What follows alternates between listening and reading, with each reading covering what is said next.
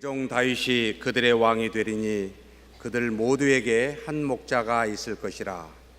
그들이 내 규례를 준수하고 내 율례를 지켜 행하며 내가 내 종 야곱에게 준 땅 곧 그의 조상들이 거주하던 땅에 그들이 거주하되 그들과 그들의 자자손손이 영원히 거기에 거주할 것이요 내 종 다윗이 영원히 그들의 왕이 되리라.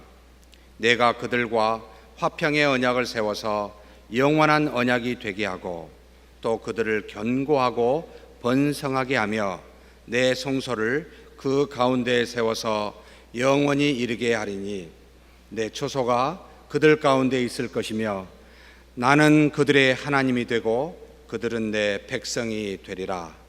내 성소가 영원토록 그들 가운데 있으리니 내가 이스라엘을 거룩하게 하는 여호와인 줄을 열국이 알리라 하셨다 하라. 올해의 표어를 나는 너희의 하나님이 되고 너희는 내 백성이 되리라. 에스겔서 37장의 27절 말씀입니다. 에스겔이라고 우리가 한글로 그렇게 되어 있습니다만 원래 정확한 표현은 하자크엘, 에스겔 이렇게 넘어왔습니다만 하나님은 강하게 하실 것이다. 하나님은 우리를 아주 강하게 하실 분이시다라는 의미에 당시 하나님께서 593년경에 그의 나이 30세에 갈대아라고 하는 지역, 그 지역 중에 특별히 그발 강가라고 하는 이스라엘 백성이 바벨론의 포로가 되어 살고 있는 거기에 이 에스겔을 하나님이 선지자로 부르사 하나님의 말씀을 우리에게 전해 주었습니다. 지금으로부터 계산을 하면 한 2500~600년 전에 하신 말씀이지요. 그는 제사장이기도 했고 선지자이기도 했습니다. 하나님께서 605년에 이 바벨론을 들어서 유다 땅을 침공하여 거기에서 굉장히 많은 사람을 잡아다가 바빌론으로 이주를 시켰습니다. 거기에 포함된 유명한 사람이 다니엘이었고 그 다음에 597년에 2차 침략 시에 바로 당시 요아긴이라는 유다왕 시대입니다. 이때 또한 많은 사람을 잡아다가 바벨론으로 데려가는데 여기에 바로 제사장이었었던 에스겔이 포함이 되어서 그로부터 포로 생활을 597년이죠. 5년 정도 지나고 난 다음 593년이죠. 그때쯤에 하나님이 임하여 그에게 말씀하신 내용입니다. 결국 이스라엘 백성은 1차, 2차, 3차는 586년 BC입니다. 이때 멸망을 당하게 되어 포로로서 약 통계를 우리가 이야기하면 에레미야서에 나와 있습니다만 4600명이 포로로 갔다. 남자들만. 그러면 남녀노소를 포함하면 2만 명 정도 될 거라고 보이는데 단순히 그냥 일반인이 아니라 이 유대 땅에서 가장 유력한 사람들로만 구성된 정치 지도자요 종교 지도자들을 잡아다 갔기 때문에 사실은 유다 땅에 남아있는 사람들은 다스림을 받지 못하고 식민지화가 이루어지는 고통스러운 기간을 겪게 됩니다. 그래서 이때 예루살렘과 포로 생활을 하고 있는 이 두 지역에 동일한 고난과 역경이 왔는데 이 예루살렘에 남아 있었던 사람들은 경제적으로, 정치적으로 식민지 때문에 힘들었지만 더 고통스러운 일은 신앙적 갈등이었습니다. 어찌하여 하나님께서 하나님의 택한 이스라엘 백성을 우리보다 택한 백성보다 훨씬 악한 저 이방의 바벨론으로 하여금 침략하여 멸망시키실 수가 있는가? 우리로 표현하면 어찌하여 하나님의 자녀인 우리가 세상에 있는 사람보다 더 큰 고통과 고난과 역경을 저들로부터 받도록 하게 하시는가? 하나님 살아 계셔요? 라고 하는 신앙적 갈등이 당시 예루살렘에 남아있는 사람에게 극심하게 왔었습니다. 그뿐만이 아닙니다. 예루살렘 성전, 하나님이 계시다고 하는 곳, 거룩한 곳, 그곳에는 아무나 들어갈 수 없어 반드시 속죄 제사를 드리는 제사장에 의해서만 들어갈 수 있는 그곳이 586년에 이 바빌론에 의해서 철저하게 이 솔로몬 성전이 파괴된 것을 목도한 그들에게는 과연 하나님이 어디 계시지? 그리고 우리가 하나님으로부터 받았던 은혜에 대한 소망이 어디에서 이 소망을 찾지? 라고 하는 소망 없는 신앙적 갈등이 극심하게 왔었습니다.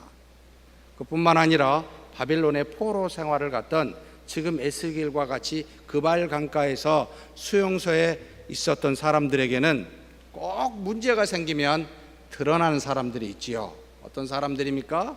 바로 하나님의 뜻이다라고 이야기를 하며 거짓 선지자가 나타납니다. 거짓 선지자들이 그 많은 사람의 귀에 듣기 좋은 소리를 냈습니다. 하나님이 우리에게 복 주실 것이다. 그러니 조금만 참아라. 평안히 반드시 인도할 것이다. 굉장히 신앙 좋은 이야기처럼 들립니다. 고통과 역경 속에 나라 잃고 집을 잃고 있는 사람들에게는 소망의 소리일지 모르지만 하나님께서 왜 이렇게 심판하여 고통을 주는지를 돌이키도록 생각지 아니하게 하는 거짓 선지자들이 있어 하나님이 에스겔에게 너희가 어찌하여 이와 같은 벌을 받았는지 정확하게 말씀하십니다. 하나님이 계신 그 거룩한 것에 우상이 있고 가증한 것들이 그 안에 있어 너희가 나를 떠나 우상을 숭배하였기에 이 예루살렘을 멸망시켰노라. 너희가 각종 죄를 저질러 나를 배반하였기에 내가 너희를 이 더 악한 이방인들을 들어 심판하였노라 라고 말하며 이 심판은 끝나지 아니하였고 앞으로도 더 남아 있을 거라고 이야기하는 내용이 에스겔서 입을 통하여 전파되었습니다. 듣기 싫죠? 이 뭐야? 듣기 좋은 소리만 하게 되면 우리는 망합니다. 우리의 죄를 낱낱이 드러내는 하나님의 말씀, 여러분 우리는 들어야 합니다. 그런데 이렇게 쳐서 이스라엘을 유다를 멸망시키고 끝나신 하나님이 아니라 바로 이 예루살렘을 친 이방인들이 어떻게 멸망당할 것을 이야기하고 곧 다시 하나님께서는 회복시키실 것이다 라고 하는 데까지, 다른 말로 표현하면 이 심판과 멸망은 곧 너희들을 다시 돌이키게 하여 하나님의 자녀답게 백성답게 하나님이 우리의 하나님이 되고 우리가 하나님의 백성 자녀 되게 하는 회복시키는 그와 같은 심판이요 징벌이다라고 하여 다시 소망의 말씀을 주십니다. 하나님이 우리에게 아픔을 주고 고난을 준 것은 우리의 믿음을 순수하게 만드는 효과가 있습니다. 우리의 잘못을 돌이켜 다시 하나님을 향하도록 하는 은혜가 그 안에 숨어 있습니다. 마치 자녀가 잘못하면 매를 들고 때려 그 잘못을 돌이켜 함으로 잠깐의 아픔을 주어 온전한 사람이 되게 하는 하나님의 사랑하시는 자 안에서 베푸시는 은혜가 징계요 심판임을 말하면서 현재 우리가 읽은 이 본문 37장에 회복될 나라는 이와 같다라고 가르쳐주고 있는 게 우리가 읽은 본문의 내용입니다. 이 말씀을 생각하면서 올 한 해 저와 사랑하는 성도님들이 그와 같은 하나님의 회복될 나라, 그와 같은 하나님의 몸된 교회, 그와 같은 하나님의 자녀가 되고 다짐하는 그런 시간이 되기를 주의 이름으로 축복합니다. 에스겔이 말하는 회복될 나라, 먼저 22절에서 23절에 무엇을 말하고 있냐면 이 회복될 나라는 한 나라입니다. 꼭 자꾸 이게 정치 집단이 생각이 나가지고, 아니 그게 아니고 하나의 나라입니다.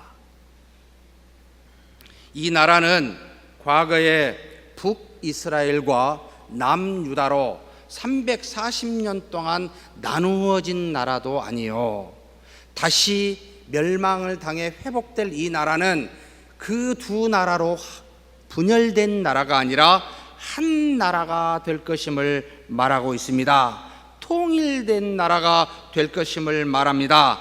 적에 의해서 지배되어져 식민지로 있는 고통받는 나라가 아니라 오직 하나님에 의해서만 다스려지는 나라가 될 거라고 말하고 있습니다. 사람의 뜻이 있고 생각이 있어 또 이 땅에 수많은 원리와 진리로 가장되어진 일리 있는 말들과 세상에 합리적이다라고 하는 그러한 것들이 우리의 진리의 말씀을 어겨 각각의 사분 오열되어진 분열된 모습을 갖고 있는 나라, 이것이 세상의 나라였고 그 이전에 북이스라엘과 남유다 왕국의 모습이기도 했습니다.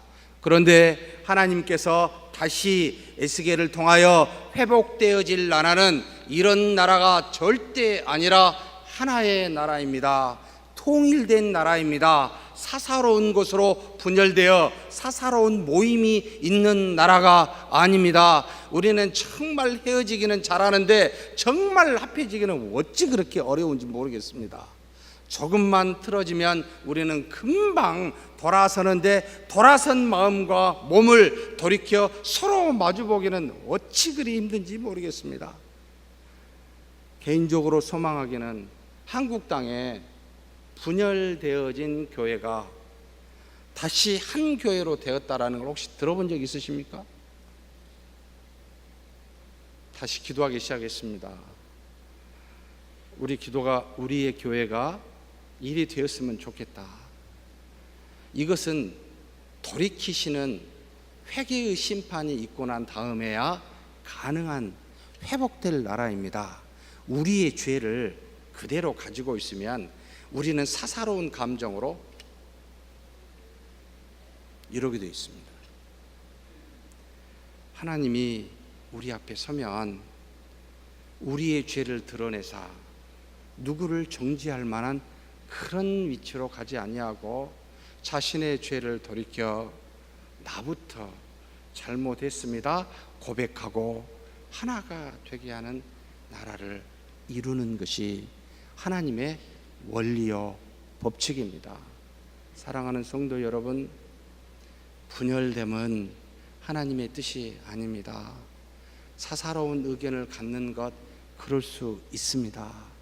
그런데 이것이 우리로 하여금 누구를 정죄하여 나누도록 하는 분열로 가는 일은 없었으면 좋겠습니다. 외부의 영향으로 이리저리 흔들리는 나라가 아닙니다. 하나님의 택한 자녀라는 분명한 자부심과 정체성을 가지고 있는 나라입니다. 그래서 나는 이것이 좋으니까 이거 좋아하는 사람 모여? 라고 하고 저것이 좋으니까 저걸 좋아하는 사람 모여. 그런 것이 아니라 그와 같은 다양성이 있음에도 불구하고 하나의 나라여야 됩니다. 이 회복될 나라는 육체적인 나라만을 말하는 것은 아니었습니다. 바로 영원히 회복되어질 영적인 나라를 말하기도 합니다. 오늘날로 말하면 두 가지 형태의 모습이지요.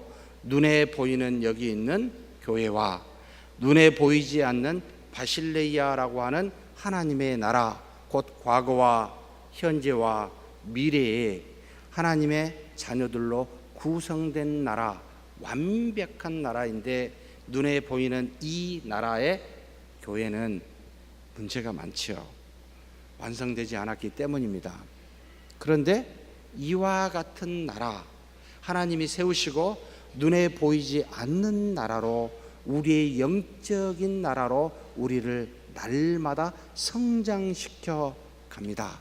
그래서 교회는 바른 교회라고 부를 때는 많은 사람이 있었을 때도 아니요, 헌금이 무지하게 많이 나와서 그냥 리모델링도 마음대로 하고 제가 막 그러고 싶은 마음이 많이 있습니다만, 그런 교회가 바른 교회가 아니라 적어도 지난주보다는 이번 주보다는 다음 주가 하나님의 완성될 그 완벽한 나라에 한 걸음 간 교회가 바르다.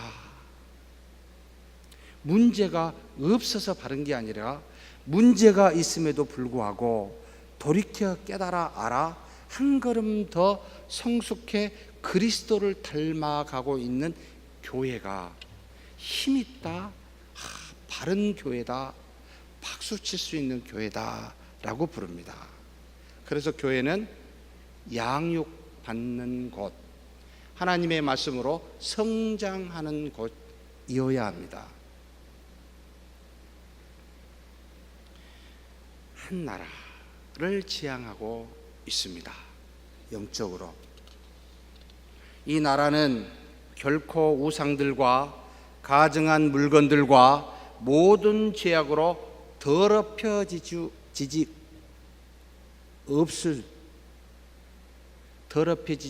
않는 그와 같은 나라를 동시에 말합니다.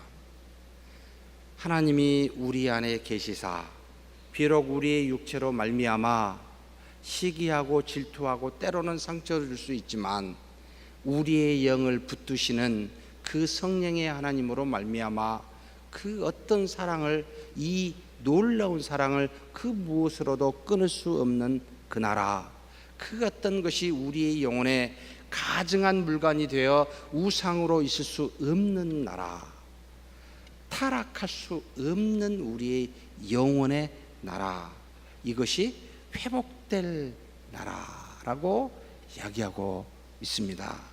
범죄한 초소에서 구원하여 정결하게 하심을 받은 나라, 다시는 더럽혀지지 않는 나라를 이 에스겔은 하나의 나라라고 말하여 가르치고 있습니다. 그래서 그들은 내 백성이 되고 나는 그들의 하나님이 될 것임을 말합니다. 두 번째로 이 나라는 주의 종 다윗이 왕이 되는 나라라고 24절에서 25절에 가르치고 있습니다. 여기 다윗은 훨씬 이전의 왕이지요. 340년, 정확하게 말하면 380년 전에 왕이지요. 지금 에스겔이 하나님의 말씀을 들었을 때, 그런데 이 다윗이 다스릴 나라는 무슨 뜻입니까? 바로 다윗의 시인 주 예수 그리스도를 암시하여 이 그리스도가 다스릴 나라이다 라고 가르치고 있습니다. 한 왕, 만왕의 왕이요, 한 목자, 만주의 주이신 예수 그리스도가 다스리며 통치할 나라가 이 회복될 나라라고 가르치고 있습니다. 세상 누구의 다스림을 받지 않는 나라입니다. 사람에 의해서 다스림을 받지 아니하고 오직 주 예수 그리스도에 의해서만 다스림을 받는 나라라는 겁니다. 교회는 무엇이, 누가 통치합니까? 담임 목사? 꿈에서 깨십시오. 힘 있는 우리 장로님들? 아닙니다. 조금 더 확대해 가지고 중직자, 재직들, 교회에서 열심히 봉사하신 분들이 교회의 주체니까 정신 나간 소리입니다. 그래, 우리 다 공동의 전체 교인이 주인이야. 정말 죄송합니다만 교회는 민주주의를 추구하는 것이 아닙니다. 오직 교회의 머리 대신 주 예수 그리스도, 그분이 하신 하나님의 말씀으로만 통치되어집니다. 그 어떤 것도 그 사이에 낄 수가 없습니다. 이렇게 장난쳤던 기간이 2000년 기독교 역사에 500년부터 1500년이라는 천년의 암흑의 중세 사회였습니다. 교회가 교권이라고 하는 성직자와 예식을 만들어 그것으로 말미암아 통치되어지는 나라를 만들었습니다. 사랑하는 성도 여러분, 우리는 단호하게 아니다. 오직 교회는 그리스도에 의해서 통치되어지고 그분이 하신 말씀으로만 높고 자라나는 곳입니다. 그러니 사람이 주장하지도 말고 용납지도 아니하여야 됩니다. 한 사람이든 집단이든 오직 하나님의 말씀으로 통치되어야 합니다. 그러니 명심하시고 이 주 예수 그리스도만이 우리의 주이십니다. 교회의 머리이십니다. 세상 누구의 다스림도 그 어떤 세상의 표준도, 기준도, 조류도 우리를 다스릴 수 없습니다. 오직 예수 그리스도가 주신 규례와 법도와 명령, 곧 하나님의 말씀으로만 다스려지는 나라, 이곳이 교회입니다. 이런 교회가 자자손손 영원히 그 땅에서 거주할 것임을 가르치고 있습니다. 세 번째 회복될 나라는 바로 영원한 화평의 언약으로 세워지는 나라임을 26절에서 27절에 말씀하고 있습니다.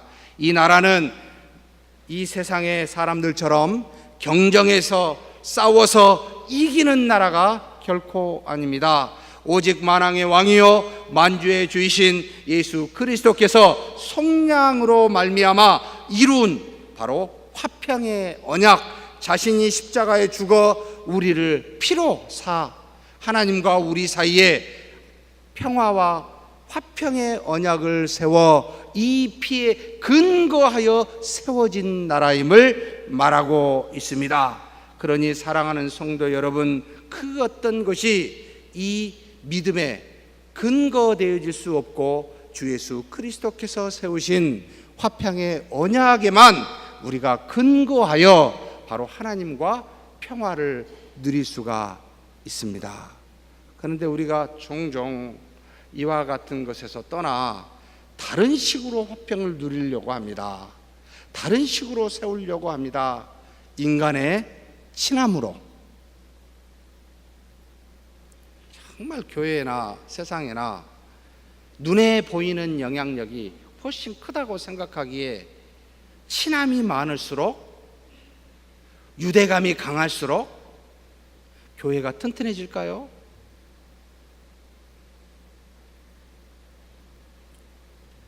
아닙니다. 하나님과 친합시다.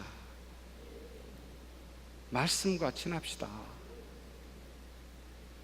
우리끼리 친하면 뭘 보이는지 아십니까? 시간이 지나면 보여요. 조금 멀릴 때는 안 보이는데 가까이 가니까 보여요. 점이 있네. 조금 더 보니까 점만 보이는 게 아니에요. 허물이 보입니다. 죄가 보입니다. 상처를 주고받습니다. 실망합니다. 분열합니다. 미워합니다. 조금 거리를 두십시다. 너무 가까이 가지 맙시다. 가시에 찔립니다. 저 가시 있습니다.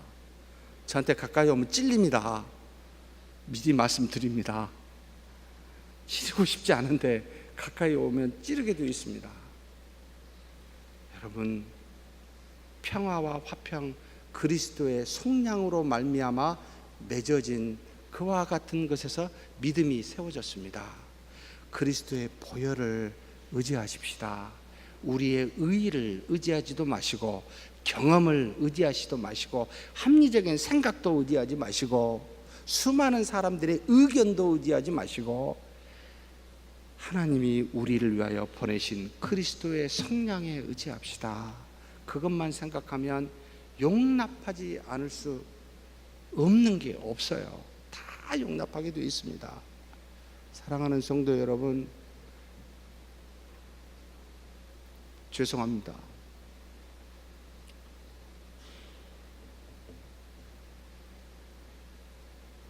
그리스도의 사랑에 근거하지 않는 것이 저에게 있었다면 정말 죄송합니다.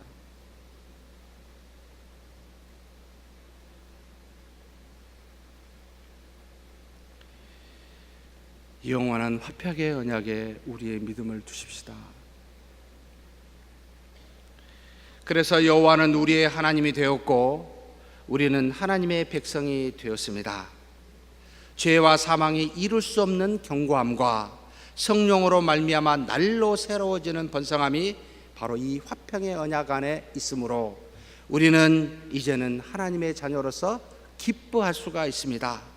성령의 하나님이 직접 내주하셔서 영원히 떠나지 아니하심으로 말미암아 우리 자신이 성소가 되어 거룩한 자가 되어 우리는 어디서든지 하나님과 동행하는, 그래서 세상에 그 무엇이 우리에게 닥친다 할지라도, 은과 금이 내게는 없다 할지라도, 내게 머리 둘 것이 없다 할지라도, 수많은 사람이 나를 대적하여 비난한다 할지라도 내가 하나님으로 말미암아 거룩한 자인즉 그로 말미암아 기뻐하노라 라고 하는 웨스트민스터 서열의 문답 1절, 사람이 사는 도리라고 하는 여호와만을 즐거워하고 그분만을 영화롭게 한다라는 말이 가능해집니다.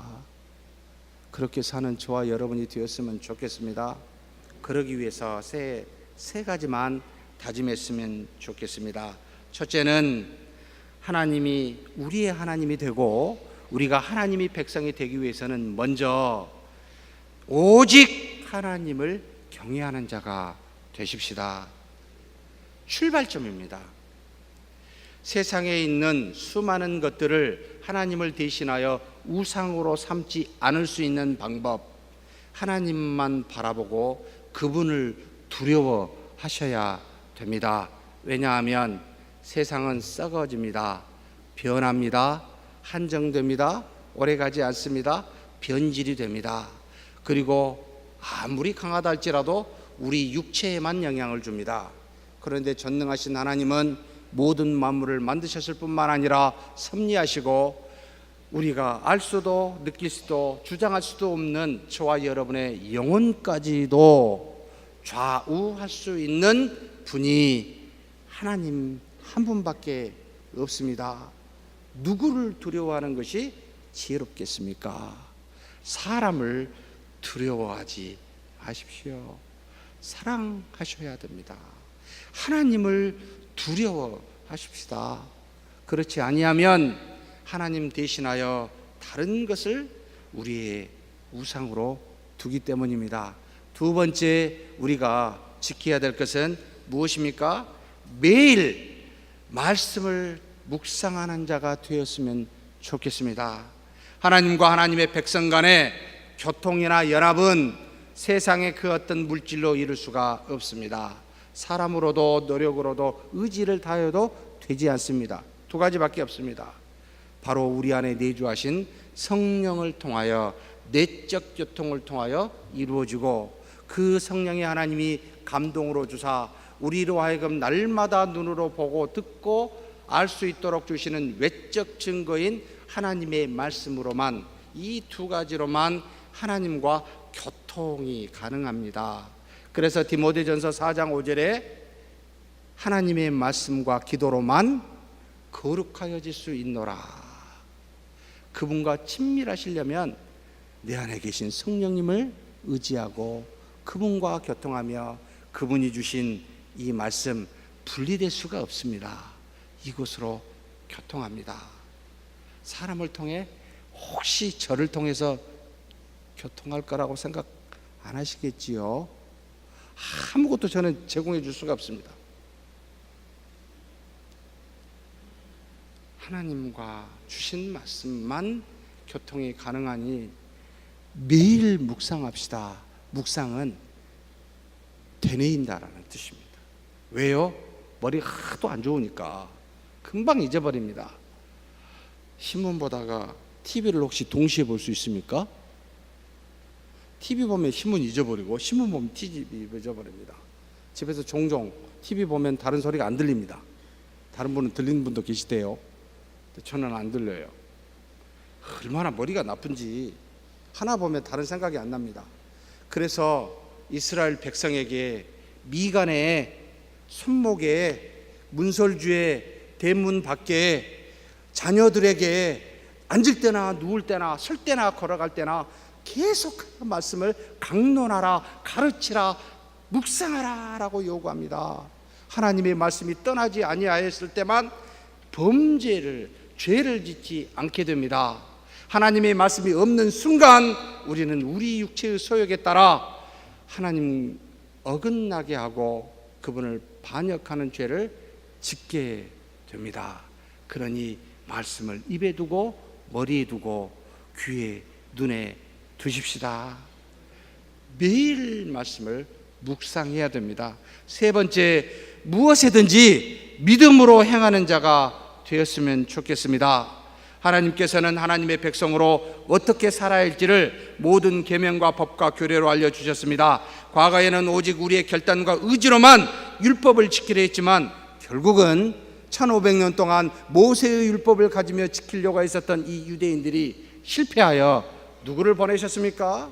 우리와 똑같이 인간의 몸을 입고 오신 하나님의 아들 주 예수 그리스도를 보내사 그분을 믿음으로 말미암아 우리는 하나님의 말씀을 지킬 수 있도록 행할 수 있도록 그렇게 이끌어 주셨습니다. 이제는 주 예수 그리스도의 성령과 내 안에 성령의 내주하심으로 믿는 자에게는 이 모든 율법의 요구를 이룰 수 있도록 지혜와 능력을 허락해 주셨습니다. 그래서 이 말씀을 지키고 난 다음에 뭐라고 고백할까요?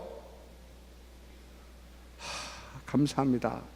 내게 한 게 아니니까 내 안에 믿음을 통하여 역사하시는 하나님이 하셨기에 감사하다라는 말이 튀어나게 되어 있습니다.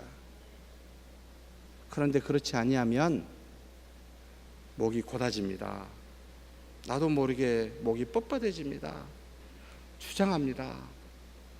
참 그거 경험하면 되게 아파요. 뒤에 아직도 내가 믿지 못하는구나. 아직도 내 의가 내 안에 살아있어 육체의 소욕을 따르는구나. 주 예수 그리스도와 함께 2000년 전에 지금 성령과 물로 세례를 받은 내가 그와 더불어 육체가 죽었다라고 로마서에 분명히 말했음에도 불구하고 어찌하여 죽인 육체로 사는지, 살아있는 성령으로 사는 것이 아니라 내가 죽어있는 이 습관을 따라 그 육체로 따라 사는지 답답하게 되죠. 사랑하는 성도 여러분, 믿음으로만 사십시다. 믿음으로 행하십시다. 교회에서 봉사를 하든 무슨 말을 하든 믿음으로만, 그래서 하나님이 하셨노라고 감사하고 고백하는 저와 여러분이 되었으면 좋겠습니다. 세 가지, 하나님을 경외하십시다. 말씀을 묵상하십시다. 믿음으로만 행합시다. 그리하면 내가 너희의 하나님이 되고 너희는 나의 백성이 되리라 하신 말씀이 저와 여러분에게 이루어지리라 라고 믿습니다.